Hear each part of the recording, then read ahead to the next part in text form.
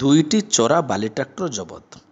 ରାଜ୍ୟରେ ଚୋରା ବାଲି ମାଫିଆଙ୍କ ବିରୋଧରେ କଡ଼ା କାର୍ଯ୍ୟାନୁଷ୍ଠାନ ଗ୍ରହଣ କରିବାକୁ ରାଜ୍ୟ ଆରକ୍ଷୀ ମହାନିର୍ଦ୍ଦେଶକ ଶ୍ରୀ ଯୋଗେଶ ବାହାଦୁର ଖୁରାନିଆ ନିର୍ଦ୍ଦେଶ ଦେବା ପରେ ବିଭିନ୍ନ ଜିଲ୍ଲାରେ ଚଢ଼ାଉ ଜୋରଦାର ହୋଇଛି। ତେବେ ଆଜି ମୟୂରଭଞ୍ଜ ଜିଲ୍ଲା ରାସଗୋବିନ୍ଦପୁର ଥାନା ଅନ୍ତର୍ଗତ ଅମରଦାରୁ ଦୁଇଟି ଚୋରା ବାଲି ଟ୍ରାକ୍ଟର ଜବତ କରାଯାଇଛି। ସୂଚନାଯୋଗ୍ୟ, ଆଜି ସକାଳେ ବେଆଇନ ଭାବେ ଚୋରା ବାଲି ଟ୍ରାକ୍ଟର ଯାଉଥିବା ଖବର ପାଇ ରାସଗୋବିନ୍ଦପୁର ପୋଲିସ ପକ୍ଷରୁ ଚଢ଼ାଉ କରାଯାଇ ଦୁଇଟି ବାଲି ଜବତ କରାଯାଇଥିବା ବେଳେ ଡ୍ରାଇଭର ଘଟଣାସ୍ଥଳରୁ ଚମ୍ପଟ ମାରିଛି। ତେବେ ଅମରଦା ଫାଣ୍ଡି ଅଧିକାରୀ ସତ୍ୟରଞ୍ଜନ ଭୂୟାଙ୍କୁ ଦେଖି ଟ୍ରାକ୍ଟର ଡ୍ରାଇଭର ଗାଡ଼ି ଷ୍ଟାର୍ଟ ଥିବା ଅବସ୍ଥାରେ ଗାଡ଼ି ଛାଡ଼ି ଦୌଡ଼ି ପଳାଇଥିଲେ।